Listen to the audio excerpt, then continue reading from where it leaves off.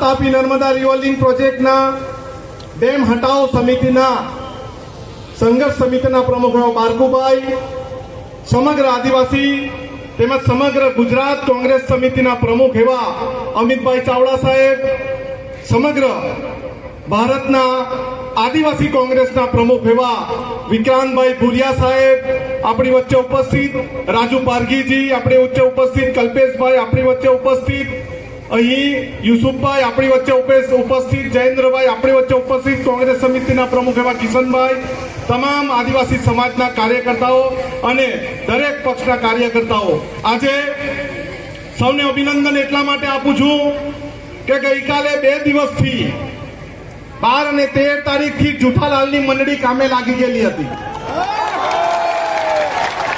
જુઠાલાલની મંડળી એસી ઓફિસમાં બેસીને મારા પ્રેસના મીડિયાના મિત્રોને બોલાવીને એમ કહે કે આનંદભાઈ ગેરમાર્ગે દોરે છે.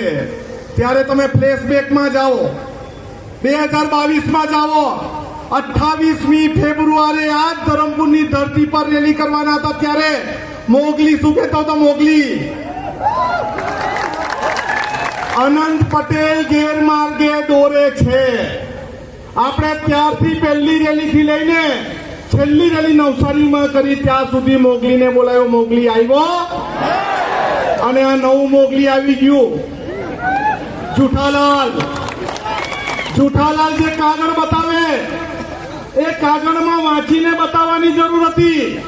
આપણા ડોક્ટર સાહેબ નીરવભાઈ બી કીધું, એમાં લખ્યું છે અત્યારે આ ડેમ પ્રોજેક્ટ પ્રાથમિક તબક્કે નથી, એટલે બીજા તબક્કે છે, એટલે કાલે પાછું આવી શકે એવું છે. એટલે અમારી સીધીને સટ માંગણી છે કે અમને શ્વેતપત્ર આપી દો, અમારું આંદોલન બંધ. અમારી સીધી સટ માંગણી છે કે જુઠાલાલ અહીંયા આવીને એમ કહી દે કે આ અમે રદ કરીએ છીએ, એનું શ્વેતપત્ર છે, અમારું આંદોલન બંધ. પરંતુ તમારા અહીંના ધારાસભ્ય કોણ મેં ભૂલી ગયો, એને બોલાવીને થાકો આવે જ નહીં. કેમ નહીં આવે અરવિંદભાઈ? કેમ નહીં આવે સાંસદ? કેમ નહીં આવે જુઠાલાલ? કેમ નહીં આવે ભાજપના બીજા મોટા હોદ્દેદાર જે એમ કહે છે કે અમે તો પાગલ છે, અમે તો ગાંડા છે? અમે ગાંડા છે, અમારી ડાગરી ચસકેલી છે, અમે પાગલ છે, પણ અમારી જળ જંગલ જમીન બચાવવા માટે પાગલ છે. અમે ગાંડા છે, અમે પાગલ છે, અમારા હક ને અધિકાર મેળવવા માટે પાગલ છે. અને આખો આદિવાસી સમાજ પોતાની પ્રકૃતિ બચાવવા માટે ગાંડો છે, પાગલ છે, પણ જૂઠો નથી, જુઠાલાલ નથી. હું તો અત્યારે તમારી સામે કહું છું, ભાઈ જુઠાલાલ, જઈને લોકસભામાં આદિવાસીના દીકરા તરીકે કઈનો વિરોધ તો કરો. તમે અમારી વિધાનસભા 8 તારીખથી ચાલુ છે, અમે નક્કી કર્યું છે, અમે વિરોધ કરવાના છે. તમે કેમ નથી વિરોધ કરતા? કેમ તમે ભાજપના નામની બંગડી પહેરેલી છે? કેમ તમે સરકારી પોપટ બનો છો? કેમ તમે સરકારી કઠપુતલી બનો છો? તમે આદિવાસી સમાજના પ્રમાણપત્ર પર ચૂંટાઈને લોકસભામાં ગયા છે. તમારી પ્રાયોરિટી આદિવાસી સમાજ હોવી જોઈએ, નહીં કે નારંગી ગેંગ. બીજા એક ડાંગવાળા એમ કે ચૂંટણી આવે ને ડેમ આવે. ભાઈ 2024 ની ચૂંટણીમાં અમે ડેમ લાવેલા? તમે ડેમની વાત કરો છો એટલે અમે ડેમ બોલીએ છીએ. તમે શ્વેતપત્ર આપો એટલે અમે પૂર્ણ વિરામ મૂકી દઈએ. માંગણી છે ને, આપણે માંગણી છે ને? અરે આવનારી તાલુકા પંચાયત, જિલ્લા પંચાયતમાં નારંગી ગેંગને ઘરમાં ઘૂસવા દેવાના છો? અરે આ તું ચકનને કેવું ઘૂસવા દેવાનું છો તમે? અરે ગામમાં ઘૂસવા દેવાના છો? આપણા વિસ્તારની 1 ઇંચ જમીન અને 1 ટીપું પાણી અમે આપવાના નથી, નથી અને નથી. સૌને જય આદિવાસી, જય જોહાર. અને મારે પોલીસના મિત્રોને કેવું છે, અહીંના એસપી અમને છૂટ આપી ત્યારે ડાંગના એસપી ને શું થઈ ગયું? ભાઈ આ આંદોલન તો ધરમપુરમાં આવતું, ડાંગના એસપી માં 150 જણને કેમ ડિટેન કર્યા? અરે આવનારી રેલી ડાંગમાં રાખું, ડાંગમાં નાની રેલી વઘઈમાં રાખશું, વઘઈમાં. અને સભા આપણી પોલીસ સ્ટેશનમાં હશે ને? હશે ને? આવશો ને? આવશો ને? સૌને જય આદિવાસી, જય આદિવાસી.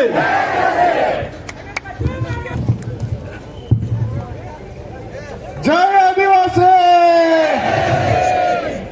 આપણો અવાજ દિલ્હી પહોંચાડવાનો છે કે નથી? તો આટલું જ નહીં, જોરમાં બધા જ હાથ ઊંચો કરીને બોલશું તો જે પેલા બહેરા લોકો છે ને તે લોકો સુધી અવાજ પહોંચવો જોઈએ. તો તમામ જય આદિવાસી. એક તીર એક કમાન. અત્યારે ગઈકાલે જે જવાબ આવ્યો અને જેનો જશ્ન મનાવ્યો તેમાં તો અમે વાંચ્યું, અંગ્રેજી વાંચતા થોડું ઘણું અમને બી આવડે. તો તેમાં ક્યાંય એવું લખેલું નથી કે પ્રોજેક્ટ રદ થયો, પણ તો પણ જે ફટાકડા ફોડાયા, મીઠાઈઓ વહેંચાઈ, નાચગાન થયું તે ખૂબ જ શરમજનક હતું.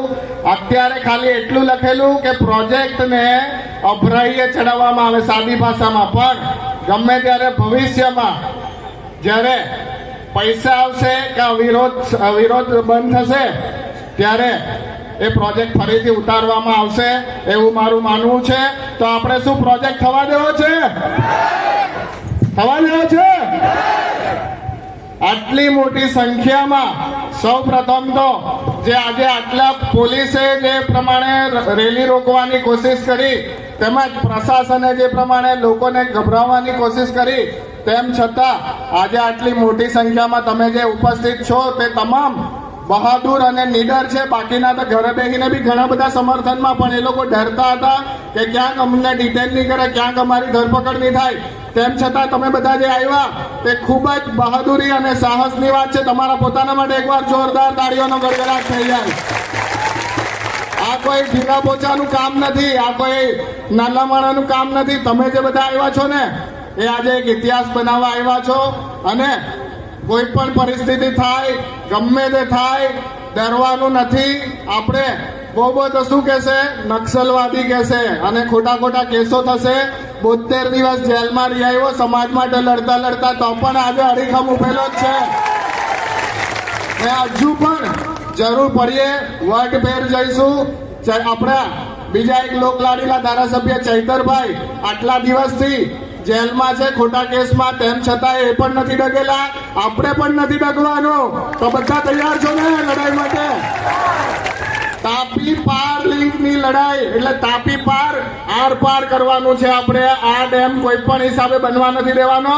જ્યાં પણ અત્યારે આપણા વિસ્તારમાં પીવાના પાણીની આટલી બધી સમસ્યાઓ છે, વખતો વખત લેખિતમાં રજૂઆત કરી છે કે નાના ડેમ બનાવો, બધા ચેક ડેમ, તળાવો એવું બધું બનાવો. આપણા વિસ્તારની પહેલા પાણીની સમસ્યા સોલ્વ કરો. ત્યાં પણ વરસાદ ઘણો પડી રહ્યો છે તો ત્યાં પણ જળ સંચય થઈ શકે એવું છે. તેમ છતાં ખબર નહીં આ ડીપીઆર કેમ કમ્પ્લીટ થયો અને આ યોજના બનાવવાની શું જરૂર પડે તે ખબર નથી પડતી. પણ આપણે વિરોધ કરવા બધા તૈયાર છો ને?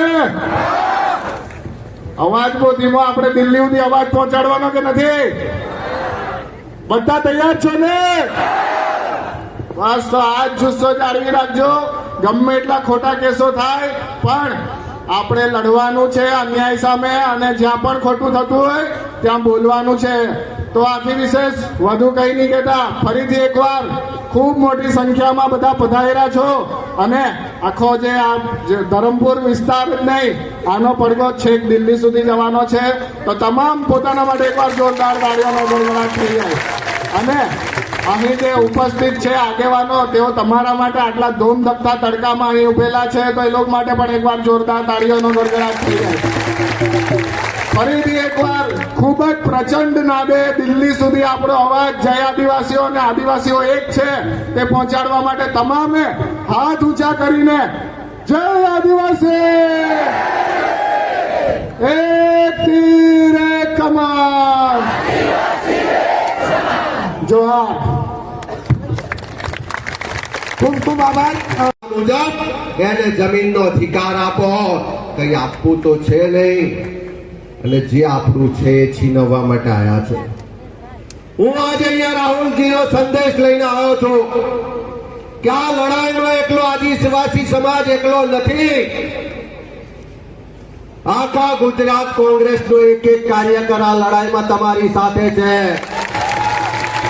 રાહુલ ગાંધીથી લઈ અને ધરમપુરમાં સામાન્ય કોઈ માણસ હોય, કોઈ પણ સમાજનો હોય, કોઈ પણ જાતિનો હોય, ક્યારેય આદિવાસી સમાજનો હક અધિકાર છીનવાતો હોય અને એની માટે તમે લડતા હોય તો તમારી સાથે જ રહેવાનો છે.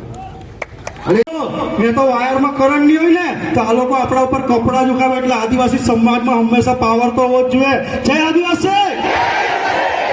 ખૂબ મોટી સંખ્યામાં પાર તાપી નર્મદા રિવર લિંક યોજના જે અનંતભાઈની આગેવાનીમાં આપણે કોઈ દિવસ થવા જ નથી દેવાના એવા વાંસદા ચીખલીના ધારાસભ્ય અનંતભાઈ પટેલ સાહેબ, જેમણે 2022માં સરકારને ઘૂંટણે પાડી દીધી હતી, આપણે બધા થઈને ફરી પાડી દેશું.